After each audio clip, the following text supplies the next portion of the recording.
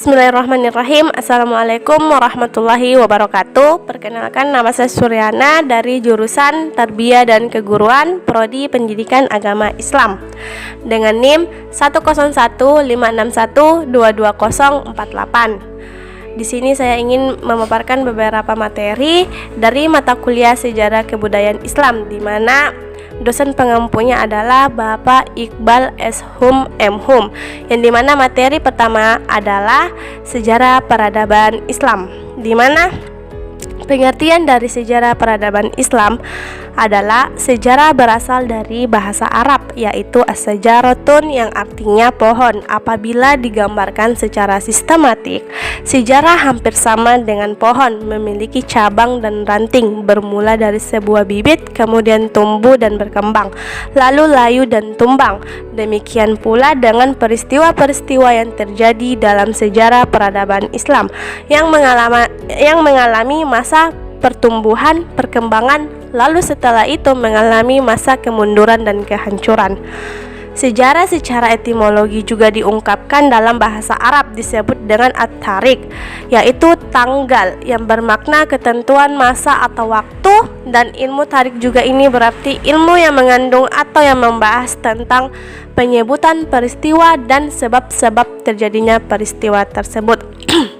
Periodisasi peradaban sejarah Islam terbagi atas 3. Yang pertama adalah periode klasik, dimulai dari tahun 650 sampai 1500 Masehi. Periode klasik ini merupakan masa kemajuan atau keemasan dan kejayaan Islam, dibagi menjadi 2 fase.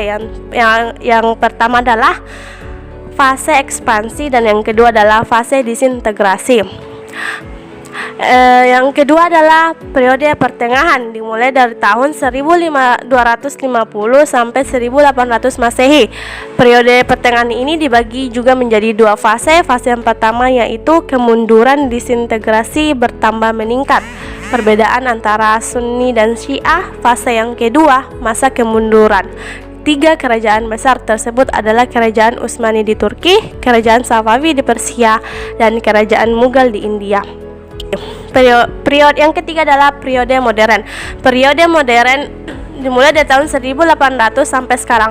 Periode ini merupakan masa kebangkitan umat Islam, jatuhnya Mesir ke tangan Barat, menginsafkan dunia Islam akan kelemahannya dan menyadarkan umat Islam bahwa di Barat telah timbul peradaban baru yang lebih tinggi, merupakan ancaman bagi umat Islam. Dengan demikian, keadaan berubah menjadi 80 derajat. Kalau di periode klasik, orang-orang Barat itu kagum melihat kebudayaan dan peradaban umat Islam. Tetapi di periode modern ini, umat Islam yang heran melihat kebudayaan dan kemajuan Barat, karena umat Islam heran melihat alat-alat ilmiah seperti teleskop, mikroskop, dan alat-alat untuk percobaan kimiawi.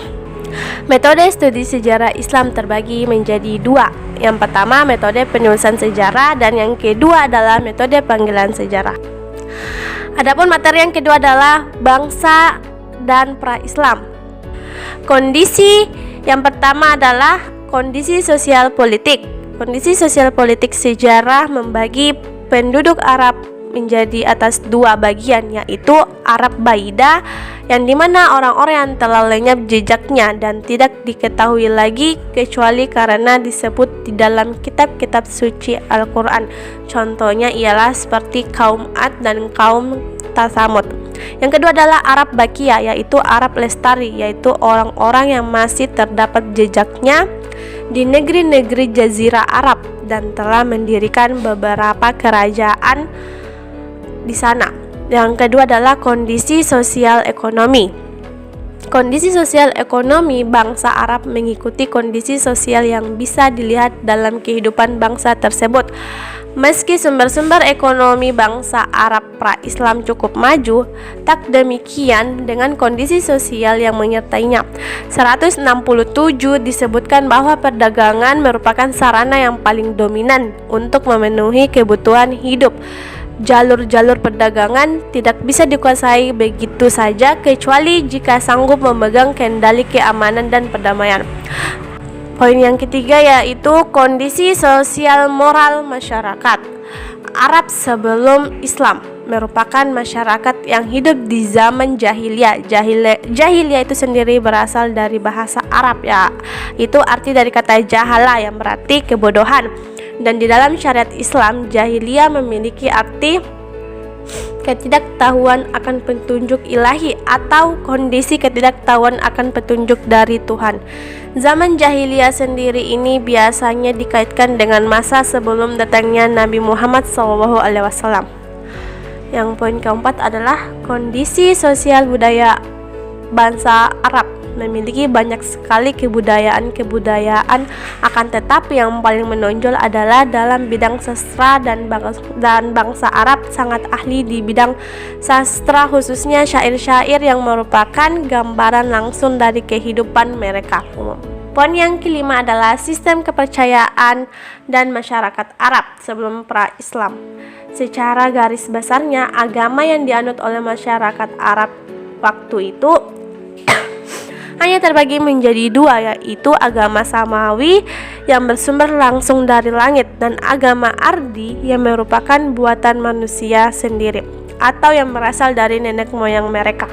Namun dengan seiring berjalannya waktu, banyak dari mereka yang menyimpan bahkan malah menyembah berhala-berhala, dan anggapan dari mereka lah berhala-berhala itu yang akan menghubungkan mereka dengan Tuhan. Pada saat itu ada 3 buah berhala yang sangat terkenal atau populer ditempatkan di suatu tempat tertentu. Yang pertama itu ditempatkan di Al-Manat. Mereka menaruhnya di musola tepi laut dekat Kubait. Dan yang kedua itu Al-Latah, mereka menempatkan di Taif. Yang ketiga adalah Al-Uzza, mereka tempatkan di Waduk Nak. Sehingga setelah itu datanglah agama Islam yang menyempurnakan dan merupakan penutup para nabi, yaitu Nabi Muhammad SAW.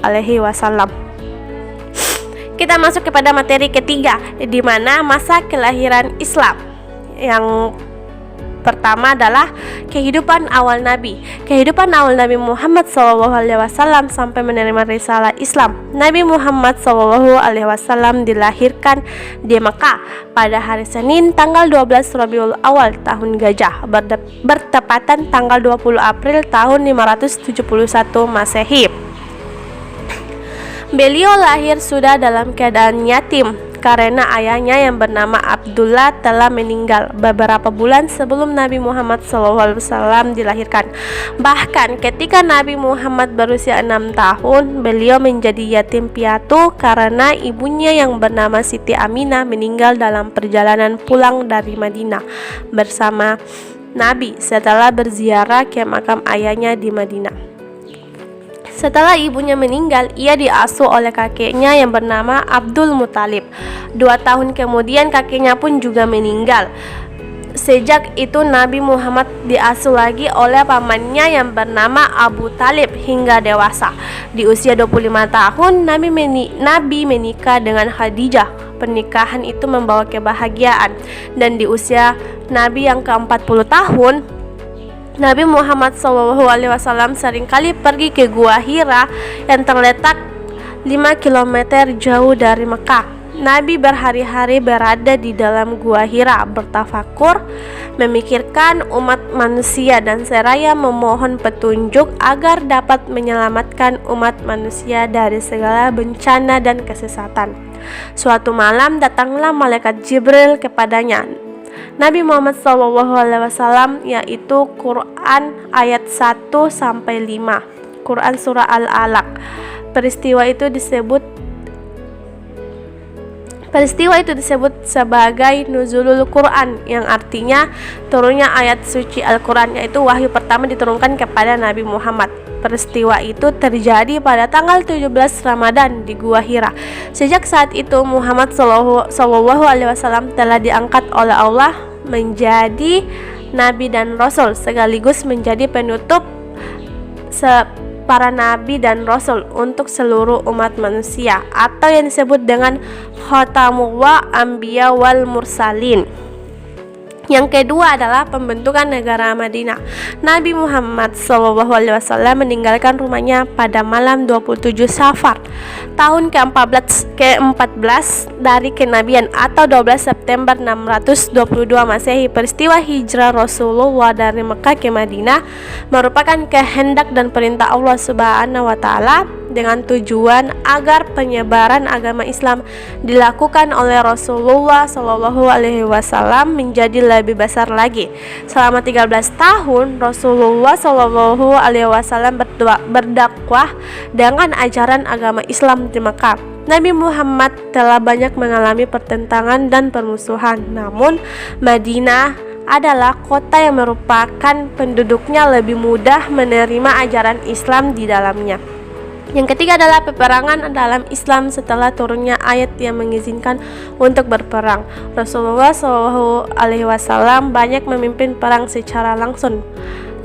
Berikut beberapa perang yang diikuti Rasulullah. Yang pertama adalah perang Badar, perang Kubra, perang Uhud, perang Hudaybiyah, dan perang Khaybar, dan masih banyak lagi perang-perang yang Rasulullah SAW ikuti. Baik, sekian dari video saya. Kurang dan lebihnya mohon dimaafkan. Wassalamualaikum warahmatullahi wabarakatuh. Bismillahirrahmanirrahim. Assalamualaikum warahmatullahi wabarakatuh. Perkenalkan, nama saya Hijran Dahlan, kelas TP2 semester 3, NIM 1015N12206. Di sini saya akan melanjutkan pembahasan dari teman kelompok saya yang bernama Suryana. Nah, langsung saja di sini saya akan membahas pembahasan materi kelompok 4, yaitu tentang masa pemerintahan Khulafaur Rasyidin. Nama Khulafaur Rasyidin adalah kepemimpinan atau kekhalifahan Islam setelah wafatnya Rasulullah SAW. Mereka merupakan sahabat terdekat Nabi. Mereka juga merupakan mertua atau menantu dari Rasulullah SAW. Nah, Khulafaur Rasyidin yang pertama itu adalah Abu Bakar As-Siddiq. Ia adalah khalifah pertama yang ditunjuk setelah wafatnya Rasulullah SAW. Abu Bakar menjadi khalifah yang pertama merupakan kesepakatan dari sekelompok kecil. Mereka bermusyawarah dan terjadi perdebatan oleh kaum Ansar dan kaum Muhajirin, karena masing-masing kelompok menganggap bahwa kelompoknya lah yang paling pantas menggantikan Nabi sebagai khalifah. Nah, kemudian Umar bin Khattab ini mengatakan bahwa Abu Bakar masih ada, jadi Abu Bakar lah yang paling pantas menjadi khalifah. Akhirnya Abu Bakar terpilih menjadi khalifah yang kedua, yang pertama. Selanjutnya Umar bin Khattab. Sebelum Abu Bakar dibayar sebagai khalifah, beliau menyusulkan nama Umar bin Khattab. Umar bin Khattab ini adalah sosok yang tegas dan bijaksana, sehingga ia banyak disegani oleh para sahabat lainnya. Rasulullah juga memberikan gelar Al-Faruq yang pemisah antara yang hak dan yang batil. Sebelum Abu Bakar meninggal, Abu Bakar memang pernah bertanya kepada para sahabat tentang penunjukan Umar sebagai khalifah, dan para sahabat juga menyetujuinya. Dan akhirnya Umar bin Khattab menjadi khalifah kedua setelah Abu Bakar. Selanjutnya yaitu Utsman bin Affan. Utsman masuk Islam melalui Abu Bakar dan dinikahkan Nabi dengan putrinya yang bernama Ruqayyah binti Muhammad SAW. Utsman selalu ikut dalam berbagai perang, kecuali perang Badar, karena dia sibuk menemani dan merawat istrinya yang sedang sakit sampai wafat.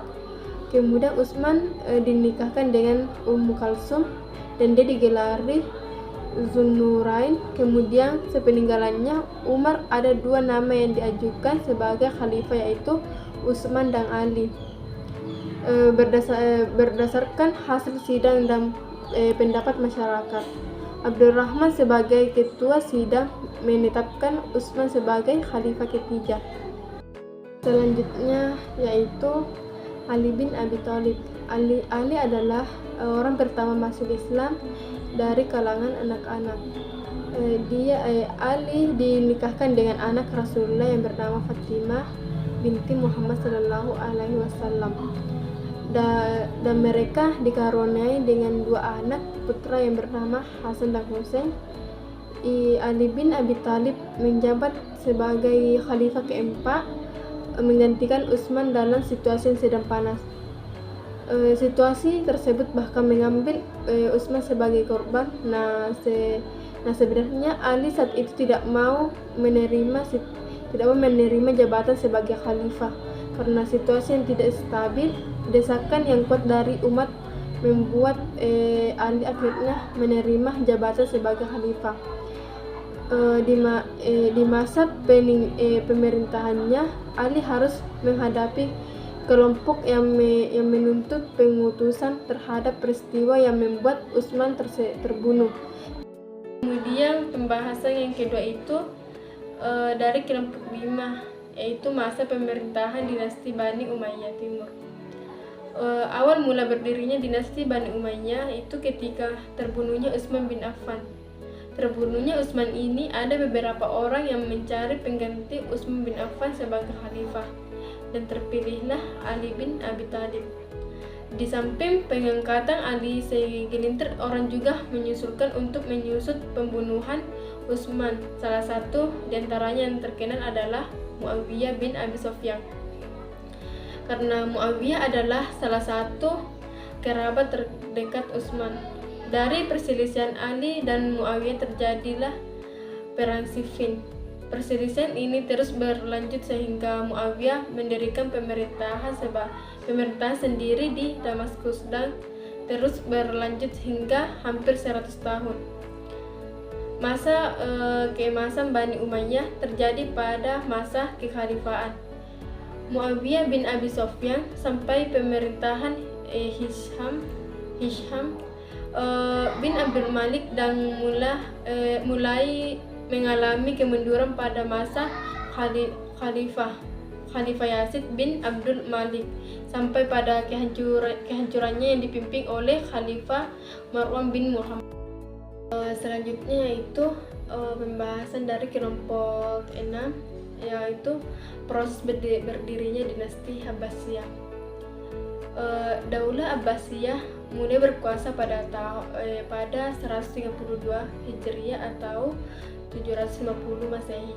Setelah berhasil menumbangkan Daulah Banu Umayyah di Damaskus pada masa kekuasaan Khalifah Marwan kedua, dinasti kehancurannya yang dipimpin oleh Khalifah Marwan bin Muhammad. Selanjutnya yaitu pembahasan dari kelompok 6, yaitu proses berdirinya dinasti Abbasiyah. Daulah Abbasiyah mulai berkuasa pada 132 Hijriah atau 750 Masehi. Setelah berhasil menumbangkan Daulah Banu Umayyah di Damaskus pada masa kekuasaan Khalifah Marwan kedua, dinasti ini dimulai dari seorang yang bernama Ali bin Abdullah bin Al-Abbas. Kakeknya Al-Abbas adalah paman Nabi Muhammad. Terbilang seorang yang loyal kepada Bani Umayyah. Karena itu Khalifah Al-Walid bin Abdul Malik memberinya sebuah tempat bernama Hamimah di dekat Damaskus. Tempat ini mulanya tenang dan tentram, tapi akhirnya berubah ketika Muhammad atau putra Ali memiliki obsesi untuk menetapkan dasar-dasar kekuasaan dengan cara propaganda perbuatan kekuasaan dari Bani Umayyah. Selanjutnya yaitu Abdul Abbas As-Saffah. Tokoh pendiri nama lengkap Abdul Abbas As-Saffah adalah Abdullah bin Abbas. Dilahirkan di Hamimah pada tahun 104 Hijriah. Pemimpin gerakan Abbasiyah dilahirkan dari seorang ibu bernama Rabta binti Abaidullah Al-Harisi, sedangkan ayahnya bernama Muhammad bin Ali. Ia mendapat gelar As-Saffah yang berarti pengalir darah dan pengancam siapa saja yang membangkang atau pihak yang menantang. Dinasti Abbasiyah dipimpin oleh 37 orang khalifah selama 5,5. Kemudian kemunduran kekuasaan dinasti Abbasiyah pada periode kedua tidak terjadi secara spontan, tetapi terkonstruksi melalui suatu proses dan sebab yang multifaktor mempengaruhinya. Beberapa penyebab kemunduran pemerintahan dinasti Abbasiyah di Baghdad sebagaimana dihimpun oleh Badriyati dari berbagai sumber dikemukakan sebagai berikut. Yang pertama, persaingan antar bangsa. Yang kedua, kemerosotan ekonomi. Yang ketiga, konflik keagamaan. Dan yang keempat, ancaman dari luar. Itulah materi yang saya paparkan. Lebih dan kurangnya mohon dimaafkan. Wabillahi taufiq wal hidayah. Wassalamualaikum warahmatullahi wabarakatuh.